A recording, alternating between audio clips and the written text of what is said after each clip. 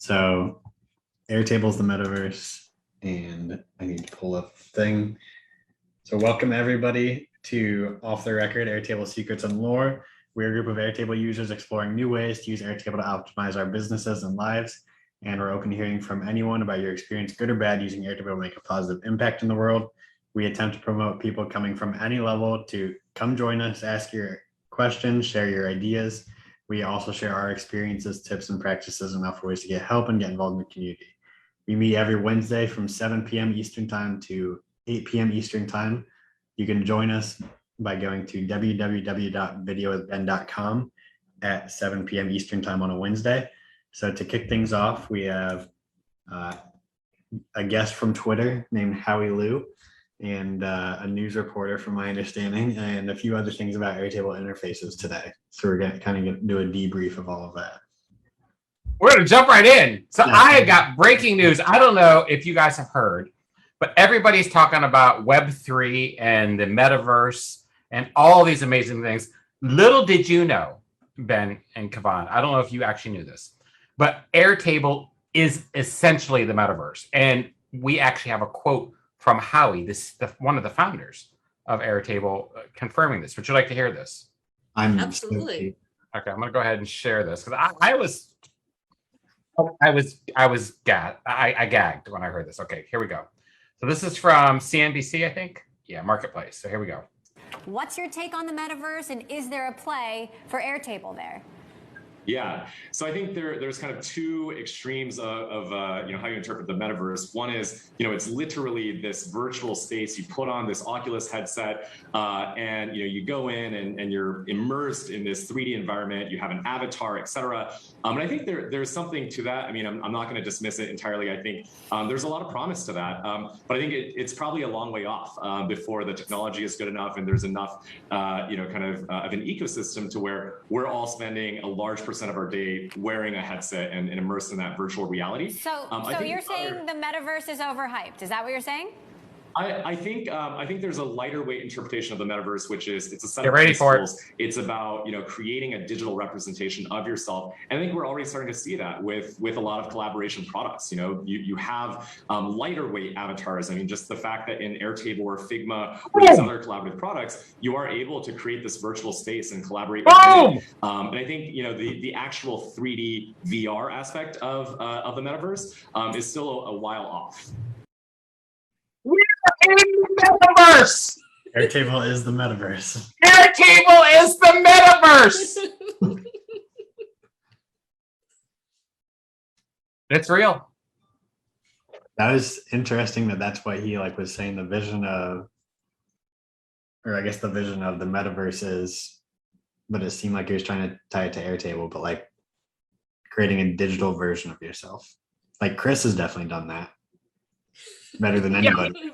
Yeah. I have been trying to use Airtable all day, and it's just I can't, the screen is hard to read, but I take off the metaverse, and boom, I'm in Air, and it seems like the metaverse. Had I known, I would have left the Oculus alone. So I called Zuck and told him, and let's just say Zuck and Howie, you saw Howie's glasses, right? Did Howie's glasses look familiar to anyone else? Are they the Facebook glasses? Did they look familiar to anyone else? We'll just leave this alone. We don't want to be off the rails too soon. So I thought that was a really good, interesting thing. But this week, seriously, if you haven't been following on, Airtable has been blowing up the Twitter. First off, I thought this was amazing. So they wanted people's real-time opinion. Show us only your impressions of interface designer. So this is interface designer using only emoji. We can't see that. We still see Howie. Yeah. You're still seeing Howie? Yeah. Am I not sharing Howie anymore? No, now we see your lovely face. Yay. What are we seeing now? We see that you're about to start screen sharing. There we go. Now we see a bunch of emoji. All right, so this is their thing today, using only emoji, tells your impressions of interfaces. So I used a microscope because that's my way of saying, I'm trying to figure out what is on this slide. It makes no sense at all. But some people had Oh, I love this one. Lauren. Look at this Brandon Harvey. Still trying. Snooze. Still trying to make public. Of course, Aaron. Now, Aaron loves it, right? Aaron loves it 3 times. This is an interesting one. I don't know what this means. So, Databaser says it's a good idea. I kind of like Katerina. Is she in our group? Because I kind of like this. The spyglass. I don't think your computer's scrolling. Oh, shoot. Why does it keep doing this? How am I supposed to make this bigger? Am I scrolling now? Now we can see Aaron yeah. and Pablo. Yeah. Yeah. So this Katerina here has the I'm confused. Bora here has the amulet of protection, which again, who knows what some of the stuff is. But needless to say, if you look at Facebook or you look at Twitter, the feedback for interface designer, I'll be honest with you, people were excited and it seems to have waned. I think people were really excited that there was something new in Airtable and that they could explore how it worked and what it did. Had no idea how to implement it into their business besides a few very, very select use cases that I've seen. For example, any approval workflow, it can make it look nicer. So Camille saying that she thinks no one read the actual announcements. I think what happened was Airtable said, hey, here's this brand new feature. And everyone thought they knew what it was because they knew what they wanted. And they were hoping that it was what they wanted. And then they got confused because it wasn't completely what they wanted. And then they were like, well, how can I make it be what they wanted? Or why? Or they get mad because it isn't what they wanted.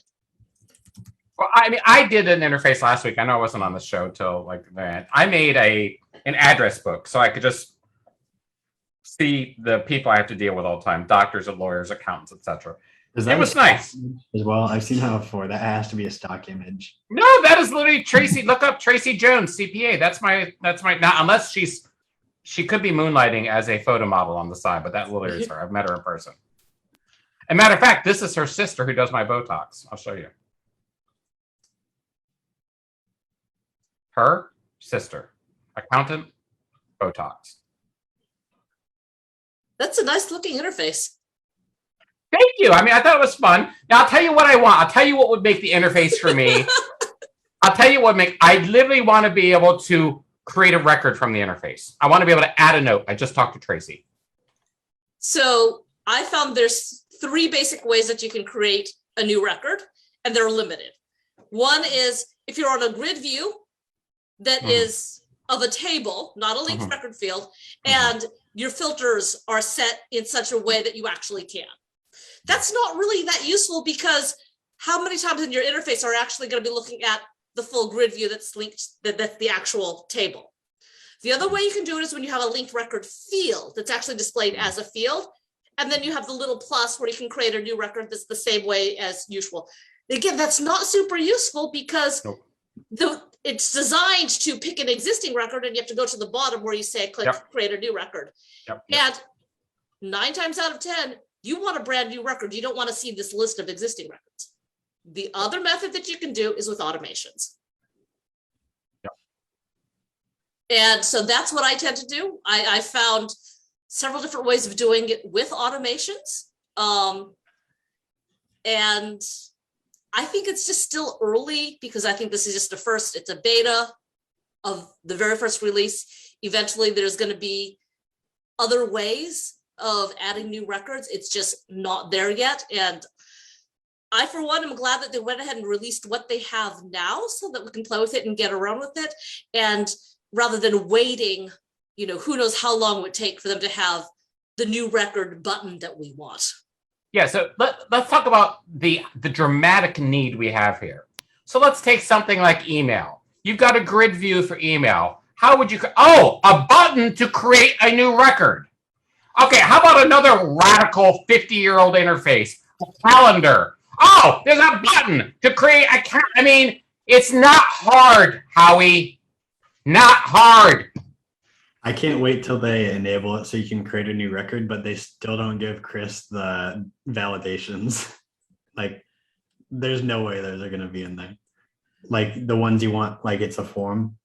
Yeah. Well, did you see the video that one of the very first things that I did was I wanted to go find a way to create a new record with validations where I can say, okay, only create this record if I actually have. I watched your video on validations. I watched it, by the way. Mhm. The fact you took the time to create something that made me want to shoot myself. Oh, I'm sorry. No, but it was so convoluted. Did you mean to make it convoluted? Or are you just trying to accentuate the fact that it's not easy? It just had to be built that way for it to work. Well, I was not trying to make it hard. And I've gone through some changes where I made it a little bit easier as far as what the screen looks like. But it's where you go and you click, hey, I want my new record. You type in your values and it doesn't actually let you create the new record if the values don't fit. Yeah. Yeah. And that's kind of what we all want. But again, we've got buttons and forms. Like in the grid view, I can put a button. I just want a button just to create a record. But Kavan, you said it yourself best. The fact you have to scroll all the way to the bottom to just enter, like, what are we thinking? Okay. The good news is everything I thought was coming seems to be coming, because in their announcement for what's new, I know you guys saw this on Facebook. Am I sharing okay? We're seeing Google Drive. What is going on with my share today? No, I'm trying to share the what's new from actual Airtable. We can see, but it's probably not going to scroll anything because it hasn't enabled scrolling at all.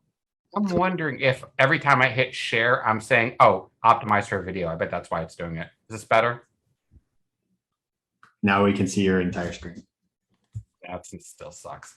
Oh, well, the what's new, the permissions interfaces they're doing are crazy. I like the fact that when you create a new view, it now walks you through some steps. Do you want a collaborative, personal, lock it down, ask you for, I think that was a really good step. They now have personal and kind of main views kind of broken out. They've got that whole new interface. You can select multiple rows and change the permissions on, 4 fields at the exact same time. So you have to do manually each one. These were big deals. These were more impressive to me than the interface. Have you guys played with any of these new changes? They have not been rolled out to me yet, so I haven't been able to see them. I've seen the super views for like 2 weeks now, and I didn't realize that it was like anything revolutionary until they called them super views. It's just like the personal section of views, right? Yeah. But again, I think what I saw when they did that was they're heading toward that role-based model that I talked about, where you've got personal, team, or global, right? So every view, you don't have all these kind of disparate views, disparate field options, and it's one set of permissions that overrides everything that you apply. And then also, I noticed today that they said they're going to integrate with messaging systems, which would be GAL, global address books, other things like that. So the fact they started to talk to network directory services, if you've ever worked in a big company, you have to log in with credentials on a company machine. That means they're going to actually start to look at permissions, at a much more serious level. But again, at the end of the day, all of this gets fixed, because once they fix permissions, they have to fix the licensing. Camille was talking about this last week. And if they fix licensing permissions, they can actually give people the front end they want. Well, is this an issue? I don't think this is an issue for enterprise customers. Like, if they were able to reduce the cost of having all those users, they would not be on enterprise. And because I don't think like front ends are an issue for a company that big, like they're not using it as a front end user portal like we would. I don't know that those are, like, I kind of had a revelation today because I don't think those are coming, because it's not an issue for enterprise.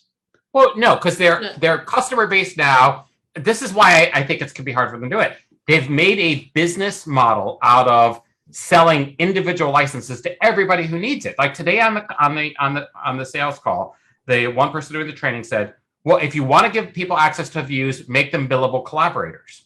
And you could just hear a gasp in the room. In the Facebook group, go back and look, right? So again, Ben, you're totally right around this. But I think at the end of the day, I've worked in a big enterprise. At the end of the day, you're going to, right? Breaking news, you're going to want to roll out the app you just spent 6 months making. I mean, that's kind of how they build a company, right? Well, if you roll it out, you're going to have to pay for everybody or put like a front end on it. I'm sorry, I've been involved with enterprise apps before. this is not, this whole problem is they didn't think carefully enough through about their revenue model 3 years ago. They got almost, $600 million in funding. And now they're like, well, we can't make the investors mad and drop our revenue by turning the horse around. You know what I'm saying? So, yeah, it makes me very hopeful that there's going to be a change in billable collaborators, because if you want to share it externally and you want to limit people from not seeing the whole base, I feel like I've seen this question come up like 50 times in the past week, or like people realizing that you can't share without exposing the whole base. It's just kind of frustrating.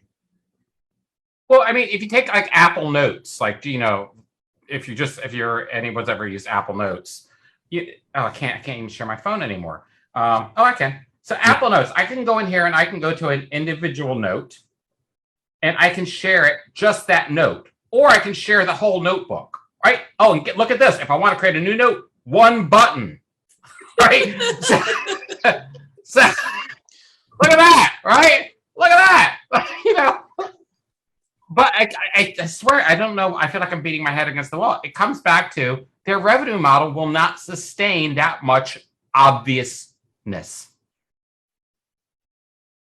I hate to say it because you're like, oh, that can't be possible. It's completely possible. They're not in business to make me happy. They're in business to make the company rich, right? They're not democratizing apps. They're kind of getting more enterprise sellers. And I'm not down talking them. I just think we all need to come to some revelation that within a year, I still say it's a year, by next summer, it'll look totally different. We'll have all new permission models. But between now and then, we're going to literally genuflex through all these machinations of why isn't it this way? And oh my God, I can't believe Stacker did this and Salter did that and Pori just did this. And, until then, we just have to get used to it. That it's just, it's not going to make sense unless you work in a big company. If you're an independent consultant and you're rolling this out to other small businesses, it's going to be awkward. It's just going to be awkward.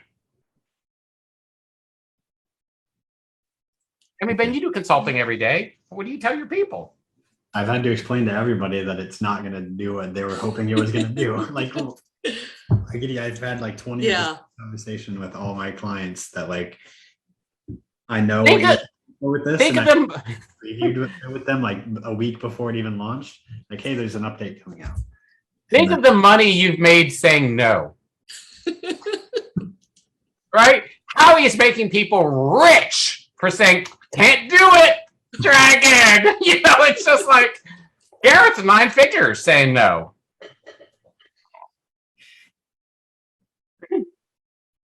We got Catherine. Welcome, Catherine. Hi, Catherine. Hi. Did you come with any questions or comments on Airtable interfaces or Airtable in general? Oh, well, first I want to thank you. I've been enjoying learning a lot from you with interfaces. I have found for my own particular needs some use similar to what I forget the other user, the one who does the trucking company. Rebecca. Rebecca, yeah. Yeah, the way she uses it to keep track of, I guess, registrations and such. I have a similar use for my purposes, which I find very convenient. And I did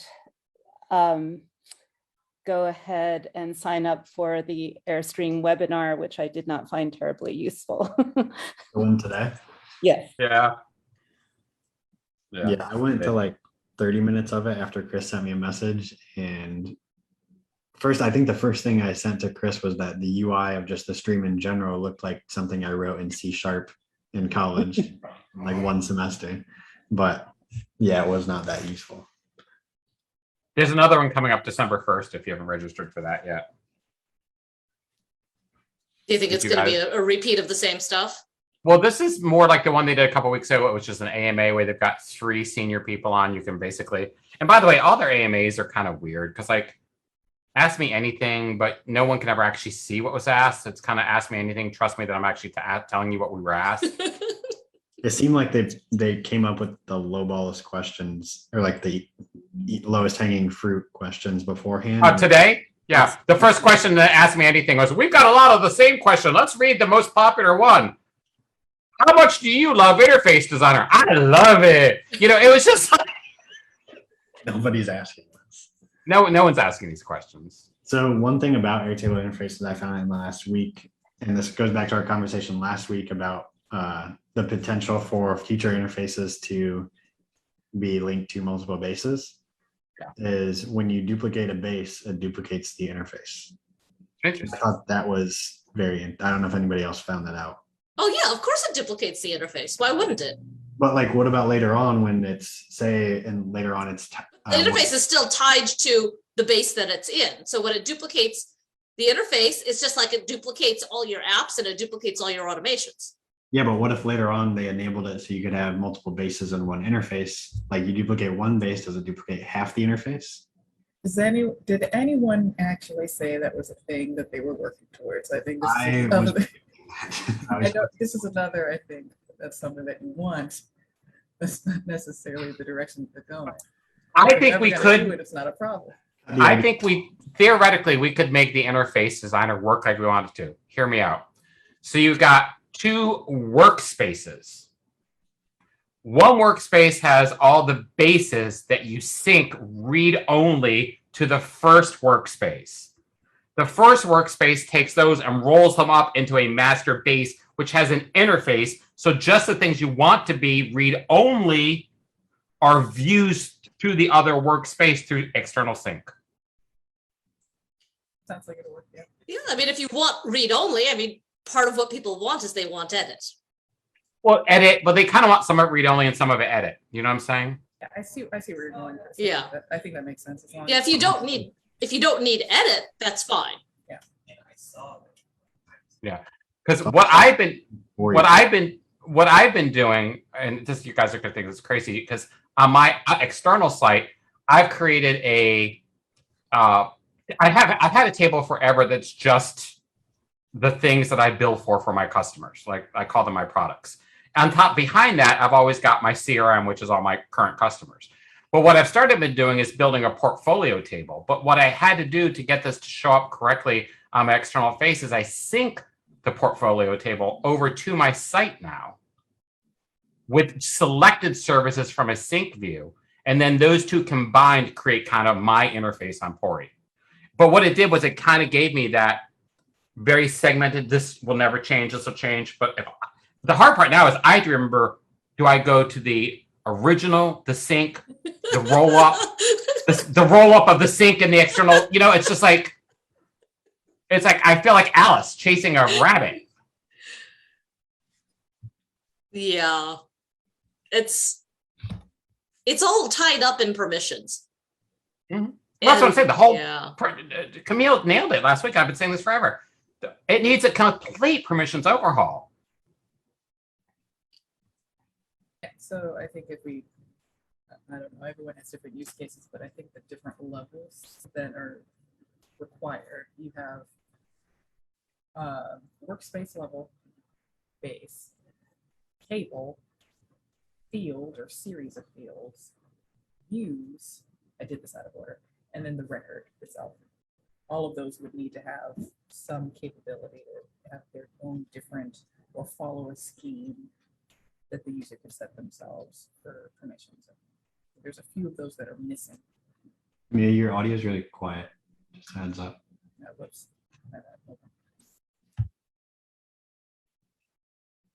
Yeah. So, Ben, what I told Ben last week was this.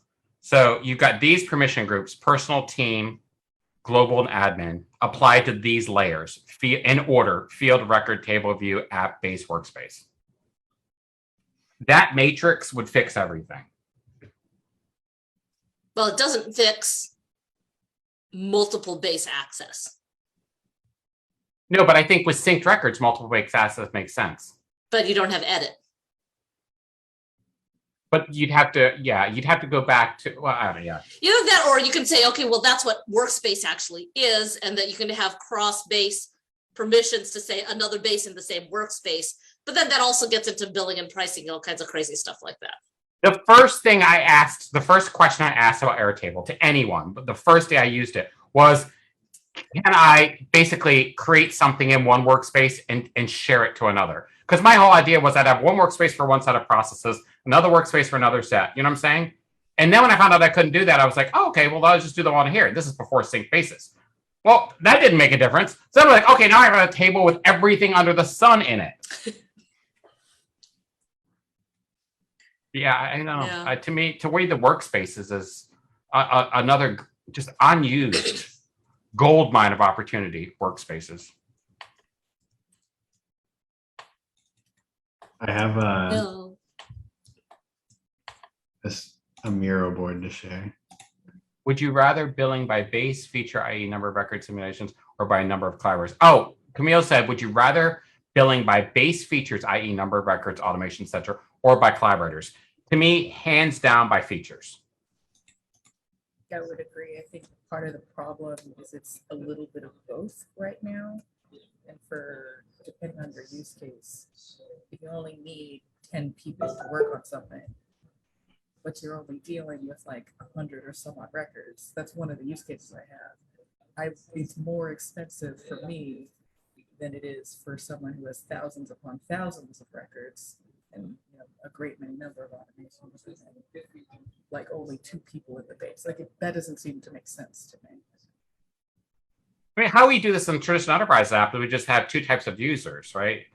You've got kind of, per member per month, or like, a nickel per every end customer, something really low like that. Then you've got concurrent, licenses for just base access. And if you want to have like enterprise licenses or site licenses, that's a whole nother thing. I don't want to go into this. Go ahead, show us your Miro board, Ben. It's a completely different topic, unrelated. That's okay. That's okay. That's okay. We need a break. I would also need features as well. I need a new interface. Show me. Yeah. So later on, when you have time, I have an interface that I can show. Oh, show and tell. It's not very pretty though. Yeah, this, Ben, I already know. I already love it. This is exactly what I think. Yep. So. Yep. Oh my gosh. This is because you can only sync 3 in. Yes. So that's awful. So I told this client that like this would never work, or that I would never recommend building this, but they were very adamant that they built. So the reason why this was the case was they had a separate base for each client project. They were interior designers. And so we had to sync each of their tables into like different, I think they needed capacity for 50 clients at one time. And so we had to build this, and this is because of Airtable's limit in syncing 3 sources to one table at a time. We had to go like 3 layers deep. So the tables themselves would either sync to what we call level 3 sync tables or level 2. Level 3 would all sync into level 2, and then level 2 would all sync into level 1. And then you finally get it. And how long does it take for a change in project 0 to actually make it all the way through the procurement sync table? I didn't even like try to figure that out because it was just such a nightmare to even create this, but it eventually does get there. I can attest to that, but yeah. Oh, but it's a nightmare. And then what happens when people aren't thinking about record limits and suddenly your procurement sync table has this huge number of records in it and you're like, hey, how did that happen? Yeah, they didn't have a ton of records. They were just kind of cautious that their employees were going to mess things up in their main base. So they put each project in a separate base, even though it wasn't like a threat on the record limits. Yeah, so it was because they're trying to deal with permissions. Yeah. Normally I can kind of guess why a certain restriction is put in place, like the number of records obviously affects the speed that something loads and there's performance and whatever. I don't understand the 3 source limit. That seems arbitrary. The 3 sync sources. Yeah. The 25 automation seems arbitrary, if I'm being honest. I understand 25 steps, 25 automations also seems arbitrary. The other challenge is I think there might be information we can't see. So how many Airtable customers do they have? I don't know. How many bases do they have? I don't know. how many people were actually hacking on this thing at one time. So it allowed people to create as many automations as they wanted and as many syncs as they want. Could one person pull a Devon and cripple? I'm not picking on Devon, but if those of you who haven't watched the show for the 5 years we've been on the air, Devon once created a Zap that brought down my email, brought down Ben's email. I think Rebecca's cat died, all because of Rebecca. Yeah, it was right. Rebecca had a cat funeral. I mean, all because one rule to like update a base. Do you remember this, Ben? Yeah, there was like a Google Calendar event that sent me like 500 cancellation emails, which all went through my Zapier to go into my CRM. And yeah, that was a fun day. Yeah. Flood control. Need flood control. Yeah, it was all. Right now, your flood control is you've hit the limit of your automations and everything stops. Yep. Unless you have it auto bill to the next one. And then if you miss it for like 2 days, because you can like toggle it in Zapier, you can have it automatically put you on the next billing plan. Oh, I mean, in Airtable automations, your flood control is you hit your monthly limit. Oh yeah. That's the other thing that doesn't make sense to me is you can't make it higher. But one question I did have, I don't know if you can answer this, is how do Airtable automations work? Like they're like instant. So is it like sending API request to those conditions or that table like every single millisecond? No. Or like, and maybe that I was thinking maybe that's why there can only be 25 automations. Well, there's a couple things. One is there's only 25 automations that you can define, which is completely unrelated to the number of automation runs that you have. So this is why the limit of 25, to me, it's not a technical thing. It's more of a, let's limit what people can do so that they don't end up hurting themselves too much. Exactly. And that was what I was trying to say earlier with Devon, is like, we don't know that somewhere in their infinite wisdom, why they're in the metaverse, how he hasn't said, oh my gosh, if we open up and allow anyone all the automations, that they just wouldn't bring the system down to its knees. I mean, one thing that I've seen this in client bases is they end up having lots of automations that are stepping on each other because they're not thinking, they just think, oh, let me just create another automation for this particular situation. It ends up doing stuff and triggering stuff that ends up interfering with a different automation when really they need to look at, okay, here's scenario A and scenario B, and they're actually really interrelated. Let's just put one automation that deals with that. If you have fewer automations, you're not going to be as confused and you're not going to realize there's this other automation that you're interfering with because seriously, how many companies do you think, because I bet you there's a good 100 that have enough admins with enough savvy that because they didn't talk to each other, they've destroyed bases. It's happened. It's a very big issue in like new client bases. Like there's like atrocious. And I kind of built one that does data validation. It's not meant to do data validation, but I built an automation for a customer. If they deal with a lot of real estate agents, and if the agent hasn't had a transaction in the last like 6 months, then it moves them to non-active, and it only looks at people who are active. So within the past week, they're trying to move them to active, and every time it would move them to active, it would move them back to non-active like instantly. And they just like kept trying to do it, but like you can't because there's the automation that will come back and correct it. We need a term for clients who have just like goopy systems. Like because when you said they were atrocious. I mean, I've seen some stuff. Every now and then I'll get somebody like, hey, I know you don't do a whole lot of consulting, but would you just look at my base? And I'll look at it and I'll be like a dentist, like, do you ever brush your teeth? Here's some mouthwash. Call me in a week. Like, what I found about these people is they know their bases are a mess. They know that there's these issues and they don't know what to do about it. That's typically why they go talk to a consultant who can like point them in the right direction, get their base structurally sound. That's always the issue, is like they have no idea how to build a structure in a relational database. And also, I just wish we could hide views, because a lot of times I'll create a view and I'm not sure if I need it or not. Like, I'd love to be able to just hide my views instead of sticking them all in a folder called I might need this someday, collapse forever, and hide. Yeah, I just have a trash view basically. Do you have a trash view? Or a section, a view section that's, hey, this is stuff that I might want later, but for now, just get it out of my view where I can't see it. Yeah. I don't like a view The called tables, trash. Like I use lookup tables kind of a lot. Or like tables that function as a lookup table. I wish you could just like hide those. Like nobody really ever edits it. It's just there to use for lookups. And you can't like hide any tables unless you Ben, can. you inspired me to create a trash view. It's a trash section. The trash section, you can just move things in there. Does it expire if you put it in the trash? Does it expire after some time? No, I would let us create and delete views via automations, I would go insane. That would be amazing. Unfortunately, No, how about interfaces based on automations? I would. my interface is totally driven by automations. Does anyone want to see it? Let's see. Yes. Still waiting for my one solid use case, other than approval processes.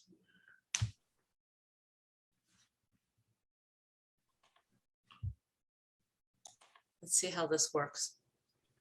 Okay, so this is a prototype of just trying to see if it works. But the basic idea is here, I've got my main menu. I can view my list of clients, and none of them have pretty emojis and none of them have faces because, you know, I'm just not that kind of a person, is trying to find pictures. But then I can go back to my main menu. You know, eventually I'm going to have a help section where eventually there'll be different help topics with useful things to say, but I don't have that yet. Say I want to have a new client.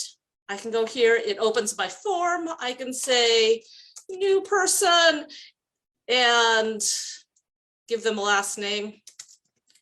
You've created a whole table just for your like directory of your interface. Yeah. And then we can go ahead and create that record. It's going to say, please wait for my automation script because it's all driven by automations. And so we wait. I want your life. And then we wait. And then I hope I didn't break it. Okay, let me go check. Had you used the actual box of Asian foods instead of the bento box, it would have worked. Oh, there. So here we go. So it created my record. And now it's cleared this so I can create a new one if I wanted it. So I hate how slow it is. I really, really hate how slow it is.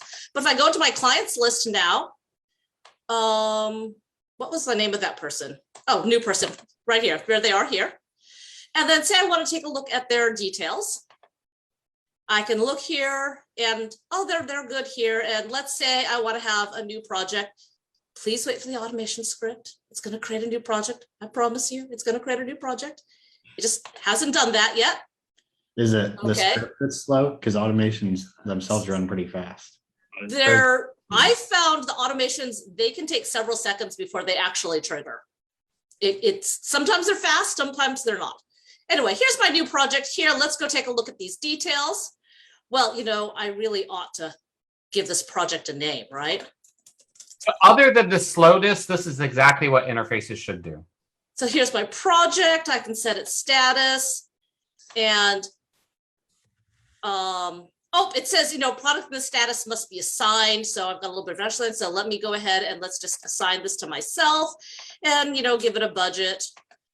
And you know what? I really want to have some tasks associated with this. So let's go and create a new task and wait for the automation script to run. We used to have these things called auto tasks that when you would do something like this, you would do all the scripting behind it. Yeah. So now let's go here. Okay.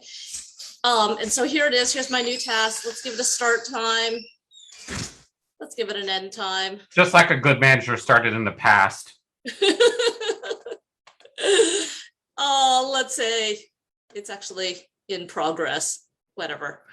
Okay. And, you know, if we want to, we can assign it to me.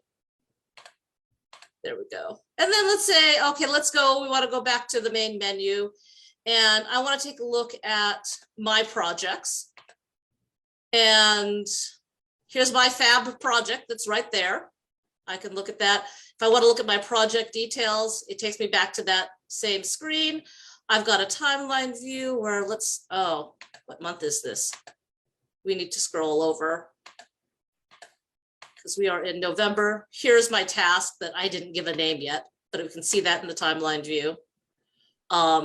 Say I want to go take a look at those client details, and I've got some interactions that I've had, and I said, actually, you know what?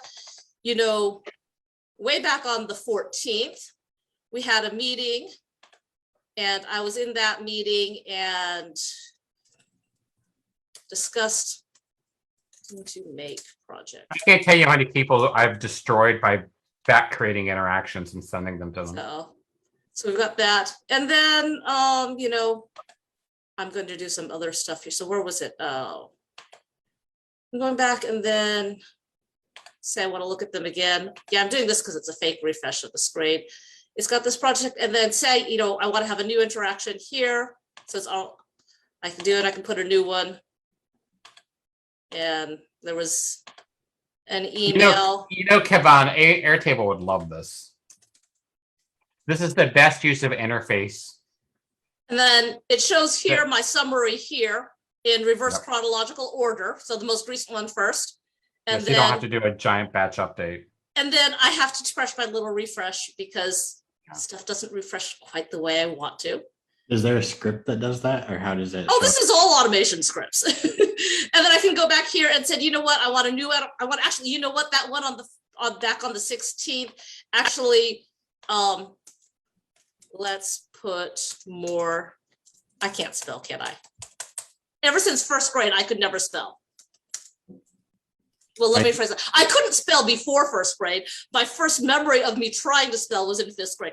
I actually failed my first spelling test, and they held me back like 2 months before they decided to teach this child how to spell. I think this is a fantastic use of interface.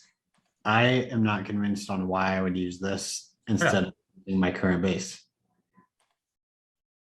I'll tell you why I would, because the flow is defined for you. I mean, by the way, I love what you've done here. I think it's genius. I think it's the way it should work. This is what I want out of Airtable. Why I wouldn't use it is because of all the hackney you've had to do to make it work. But Ben, at the end of the day, she's creating, again, pretend you've designed a system. You, Ben, you would do it in the back end. But if you've got someone else you're working with, you don't want them doing all that stuff. To go to this table, click on this view, go to the bottom, click plus, go inside the record, link to another record. You want them to follow this little interface, in my opinion. Yeah, so it's useful only for, and I guess it makes sense if you're Airtable, it's useful for bringing new people into onboarding new people, or you have to teach them their workflows because their workflows can be simpler. Yeah. And then I've got a couple other things like here. So I've got one where I can go here, I can see the staff, and hey, there's only 2 of us. And then I have a link where I can go and I can actually open the base itself, except I need to update that link because this link, I need to update this in my base. This is a work in progress, by the way. But the other thing about this is if you preview I love you did all this work just to see if you could. If you preview it as someone else, they don't have that open base. They don't have the access to the staff. Do they have access? Yeah, because they can go to the base and they can see it here, but they don't need to do this in their workflow. In their workflow, they just look at this stuff here and they say, oh, I just want to look at my projects. Here's my projects for whoever's logged in. But yeah, this automation, so I've got 1, 2, 3, 4, 5, 6, 7, 8, 9 automations. Now, these are not all related to the interface. Some of them are not related to the interface at all. Like this one, updating client information, that's totally different. That's unrelated to the interface. That is where, say I've got my clients and I have someone here where I want to send them this link so that this person can go update their email address.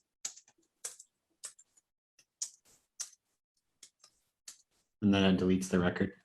And then it goes, submit that.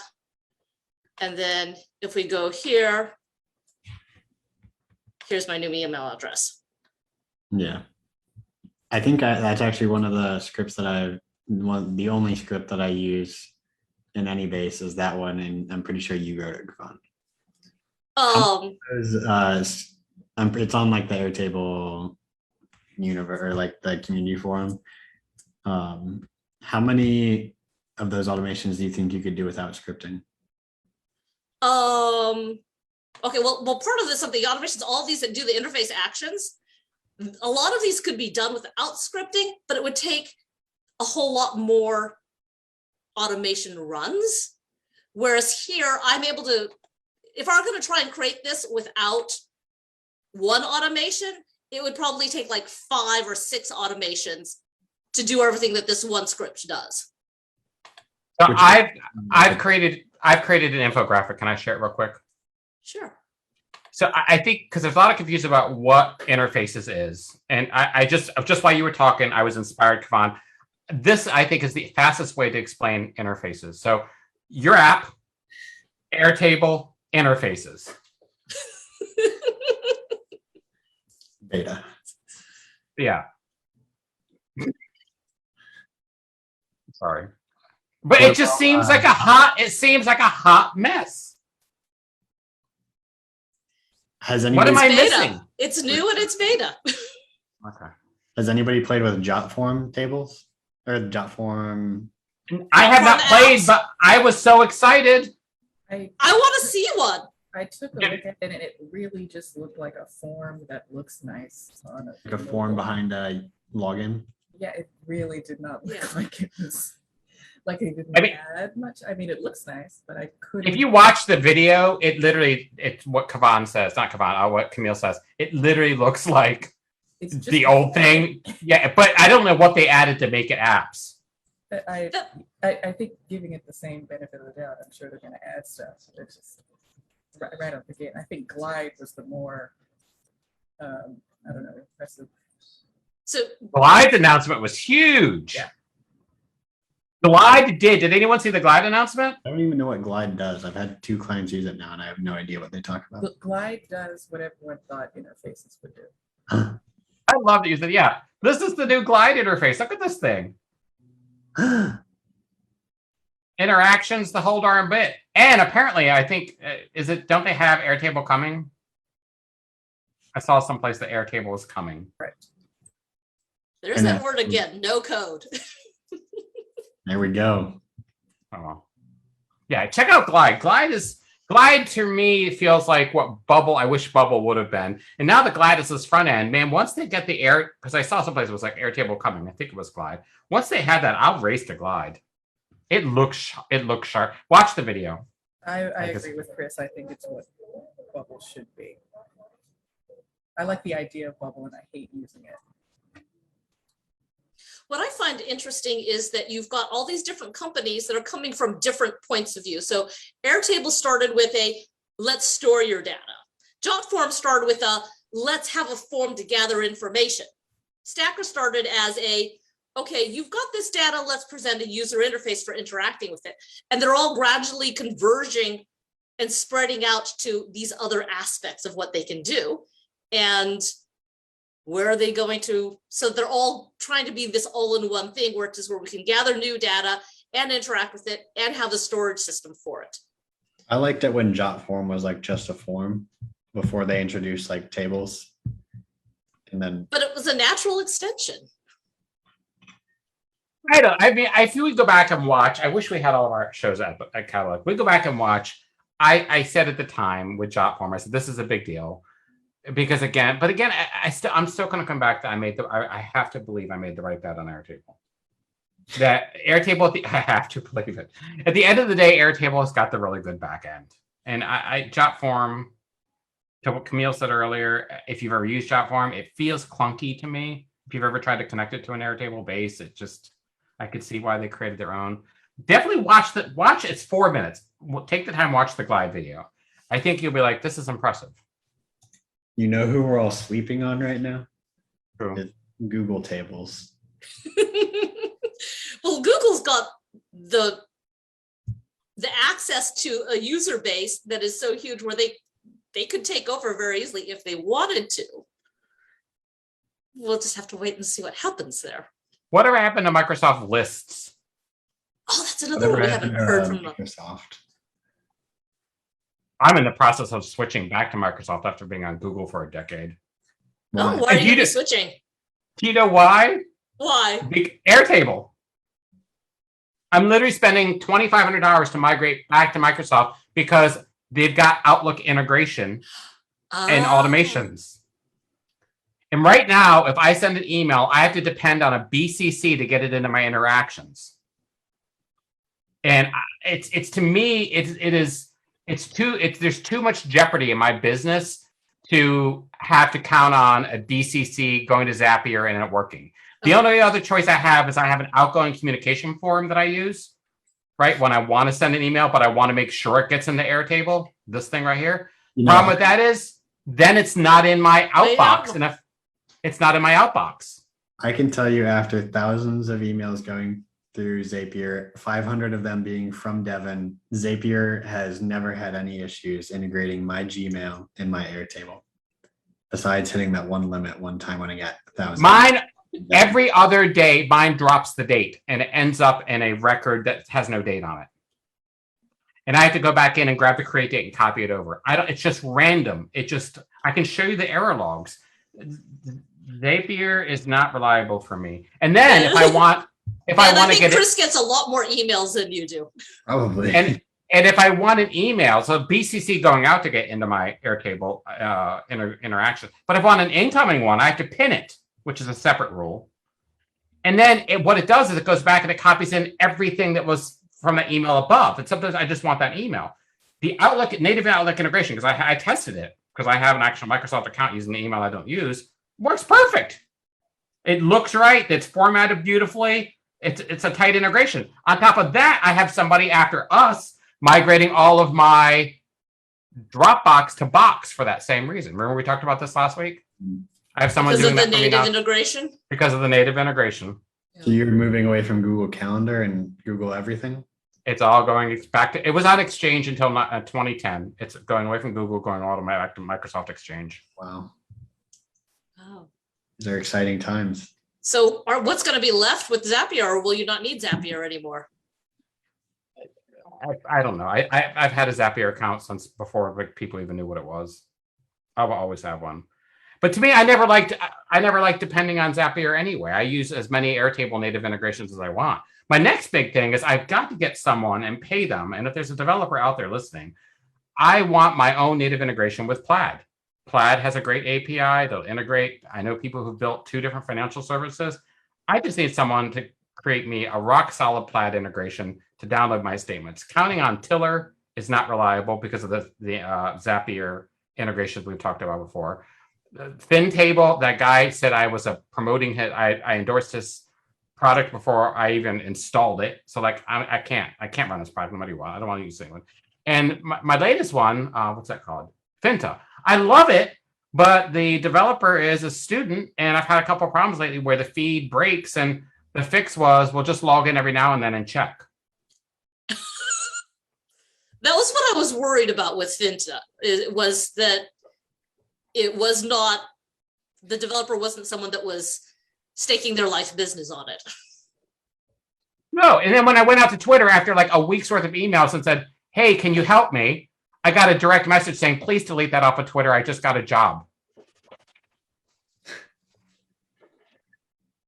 So you don't want them to know you got a side hustle? I'd be proud of you if you had a side hustle. But maybe tell your paying customers. So what do you use now? Tiller? Tiller was never turned off because I don't trust anyone. But right now, Finta is still doing all the work. Then you just have to go in and log in and fix things every now and then. I have to log in, make sure it's still going. So every day I check, I log in, every day I look at my Airtable, I look at my transactions table to make sure that it wasn't a day missing. Because in my life, there's a day I don't spend money. And then if it's not, I log in, I hit the refresh button. But it's just, again, I'm not going to knock that person, the Finta developer, because it's a great product. You know what I mean? They mean well. But I just think for me, just one of the reasons people are like, oh, Chris, why don't you sell your bases? Or Chris, why? I don't know. I just think when you put something on the market, someone pays money for it, it better be ready for prime time. You know what I mean? I think too many people today just do anything. Well, I think the other thing is I was looking at it and it looked really great, but I was like, I want to make sure that any apps that I get, that I'm going to have something, especially that is going to be driving my life like that. I want to know that the developer is there and that that app is a priority for that developer so that it will be maintained, because code rots. Code always rots. Ron, I feel like you could build Finta a lot better and have a lot more success than that developer did. Hey, Siobhan, if we could crowdfund you to build a Finta clone, would you do it? Probably not. It's not where I feel called at the moment. No, I think the interface designer you built was just amazing. Anybody actively playing with Softer or Stacker? I just got an email from Stacker today. I'm sure you guys get the Stacker emails. I am using Softer for a few things. Oh, how's it working? I said unfortunately, so. Okay, sorry, I didn't hear that part. I wasn't to use or implement, but there are features there. The only feature that like is holding us to Softer are dynamic charts per like. So like they have clients in their database and they have reporting metrics, like say each day, each client gets, it's not that, but that's the concept. And the client can log in, see a chart of visualized in a chart of just their data. Stacker can't do that. No. Couldn't you do that with an Airtable interface? Well, you could be, then you show But them. then you're exposing your entire base. I'm just messing with you. Yeah, so can you edit records? I know this is the holy grail. Everyone keeps saying it's coming. You can edit records in Softer. So you don't have to go into Airtable to do. Correct. Yeah. Okay. Is it fast? I don't know. What level of plan do you need in Softer for edit? Pretty high. I'm pretty sure it's like the 3. I could be wrong there, so I don't want to say the wrong one, but I'm pretty sure it's the 300 one. Let's see. So for $300 a month, you can have a really great looking external facing portal. Really I'm good. just saying, for $300 a month, you can get like 10 seats of. lot. You can get 10 seats of Salesforce and literally do anything. Maybe it's 165. I don't know. This is the new Stacker email that just came out today. They're looking for a head of success, a support specialist, a customer success manager. I think it's 165 to be able to edit. It's the business plan. I don't know if this is actually accurate, but this is what it says on their website.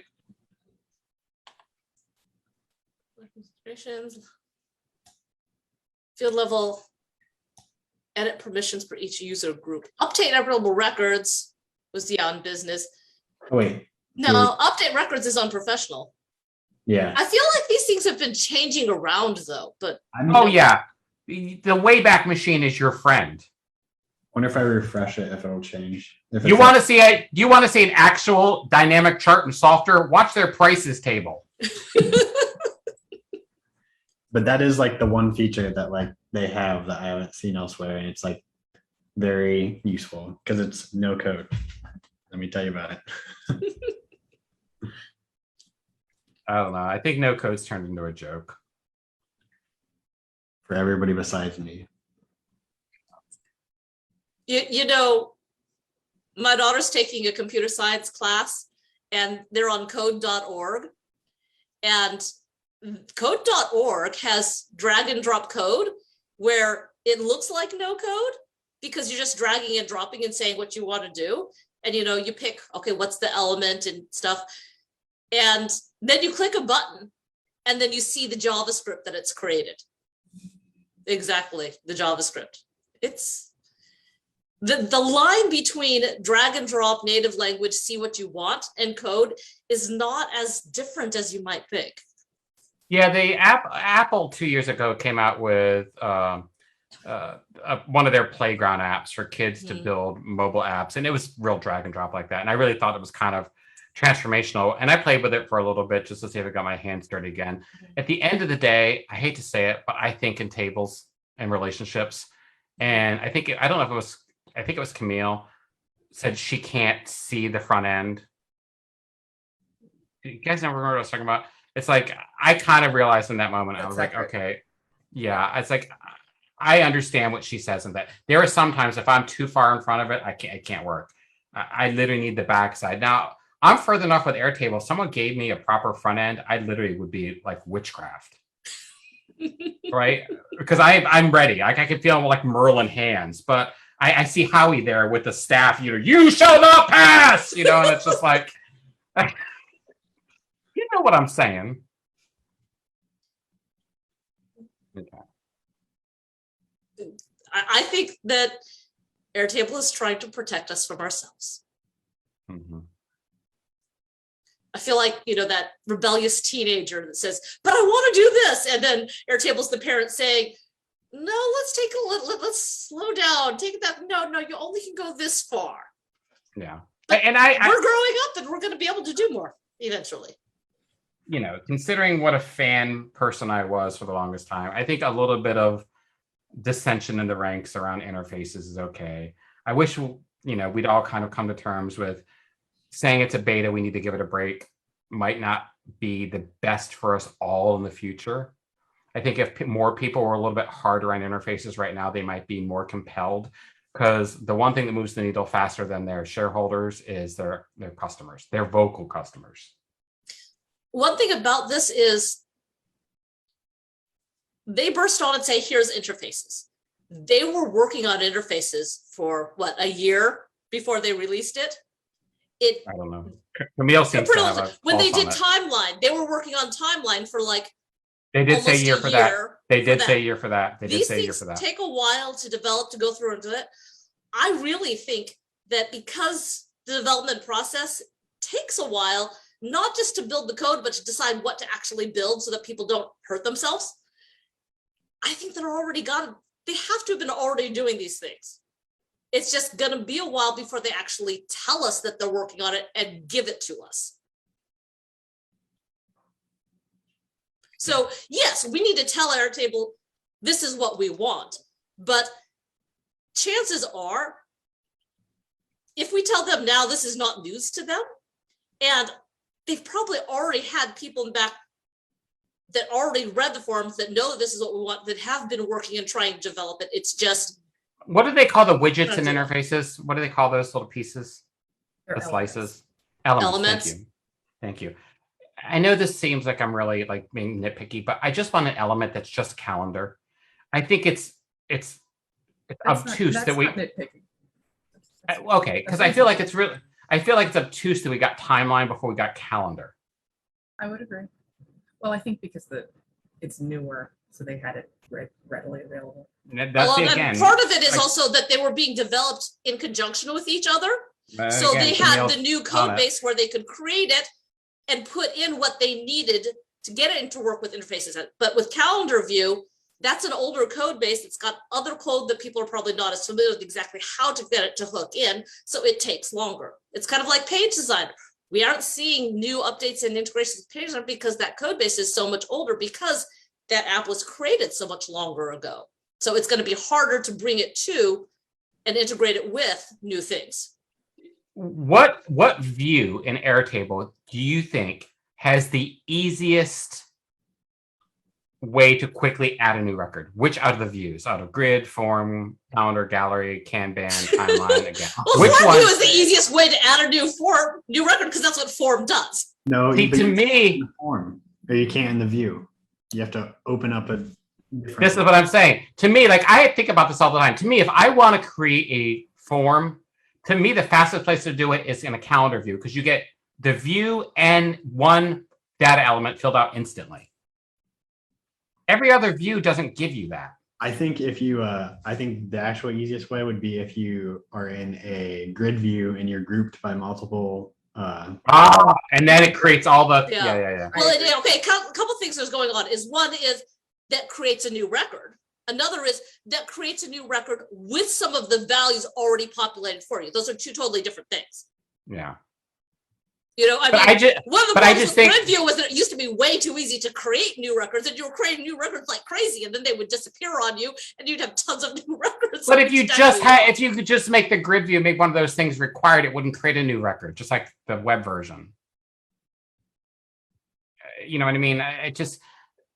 I think I should log into Airtable and I come with certain inherited credentials and or settings. So when I create records, like when I create a record, there are things I get whether I want them or not. My name tied to date created, the date created, and if I'm the last person, you know what I mean? Mhm. I think I should be able to come in and say, I'm a part of this organization and this also gets associated. This organization has rights to these tables and has these defaults when they create a task, if it's a task table, or, you know, has access to, I don't know. I almost feel like there needs to be a That's permissions. what Google is doing with the user groups addition to enterprise. And maybe they had user groups before, but it sounds like that's what they're moving. And I feel like we here are kind of shouting, or I've grown to feel this way over the past few days, is that we're shouting into like a forest and like nobody at Airtable is listening. Like they care about their enterprise customers. We are not enterprise customers. And Show number two, Ben, go back and listen to it. The thing I said was, we are not Airtable's customer base. We will never be Airtable's customers. It's not going to happen. One thing that I find interesting is their focus is on enterprise, and enterprise has a lot of security requirements that small businesses and small groups can kind of skate around. So I think that there is going to be some trickle down from their emphasis on enterprise to regular pro users when they have figured out how they want to do those securities. The other thing is enterprise. Yes, they have an enterprise account that's got to have, maybe they've got, several hundred of actual users, but the actual users, they're in small departments and they're building a base for their department. And a lot of what they need is going to be similar to what a small company will need. But they have money and they don't care about user permissions because they're an enterprise. Like they're still going to care about their user permissions because they're going to be there, and their department is going to need to interact with people that are not enterprise, that are not in their company. This department is going to have to say, well, we interact with these other people that we want to interact in a limited basis on our base without them being collaborators on our base. They could be people that are not even in the organization at all, or they could be people that are in like a totally different department where they just don't want to share that information to that other department. So all of these issues, they do still apply to enterprise customers because enterprise customers are made up of a bunch of small departments.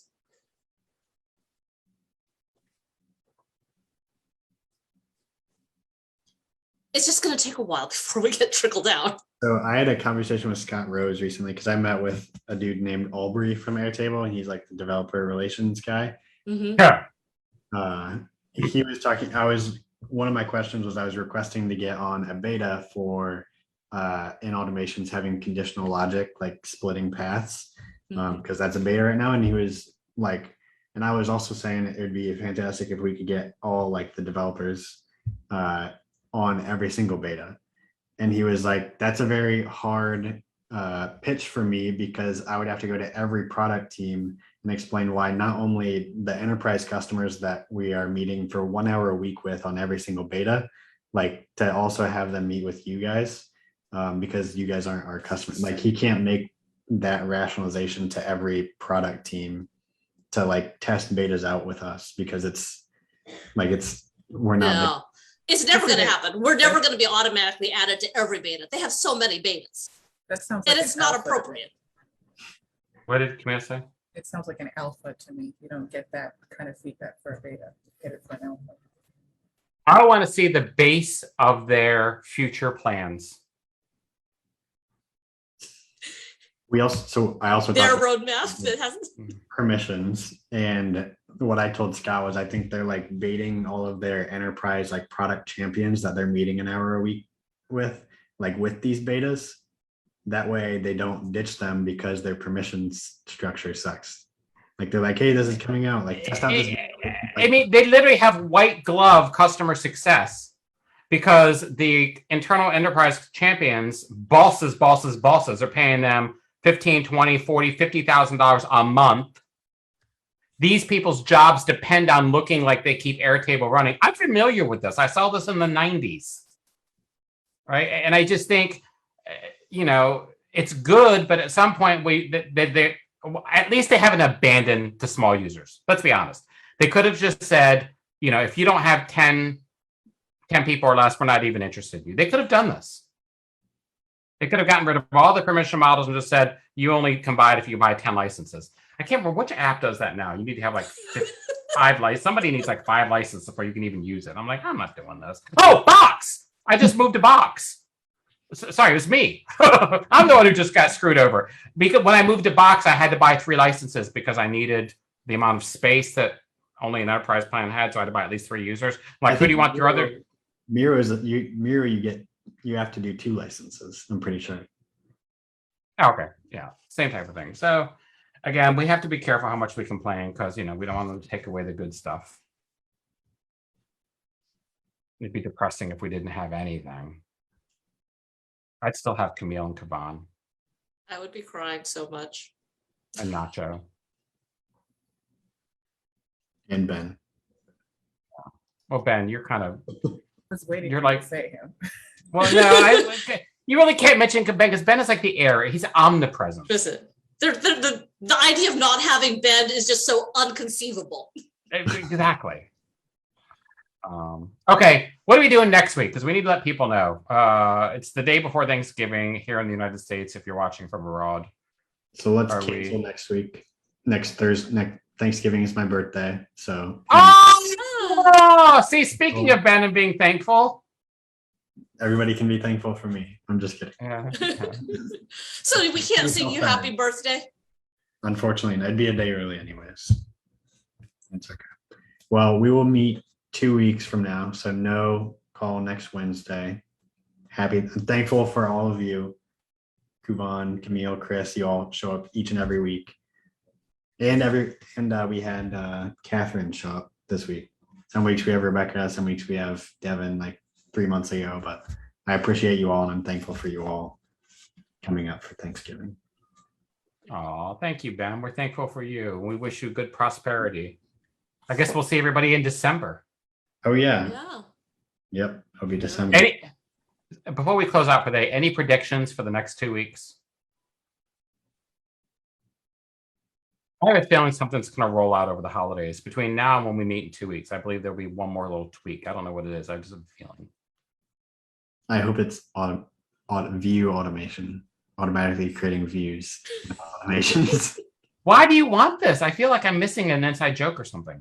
No, the only reason is because for every client that I do time tracking for, I have Yeah. to create a new view, filter it by their email, and then share it with them. But if I could just do that, like I have an automation everything besides that view creation, sends a Slack message, templated and everything. If it could just create the view, make it shared, and then include that view in the automation, I'd be golden. I But don't know about the sharing aspect, but I do, I don't know when that would be implemented, but I do also, want to be able to automatically create it.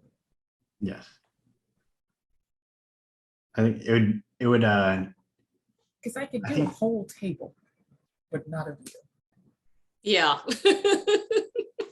I think why they don't do that is because then they would get around their permissions model. Because if you could share a view to unlimited people, or like you could create a new view for each new user in your users table and have it dynamically filtered by that, you could just have it go to a section of like trash, just don't look at trash, and then have each view automatically sent to everybody. Have like a form button on there that they can dynamically update records. I think it's actually the filters. I don't think this is permission based. Filters are harder to do. To like do an automation, like create a filter via automation, Yes, I think that's Yeah. what's holding it up. especially with their new addition to filters. But Yeah, they're complicated under the hood. well, we're at 7:18, 18 minutes over. We're off the rails at the beginning. I don't think I'm. All right. See you all in December. Okay. Bye.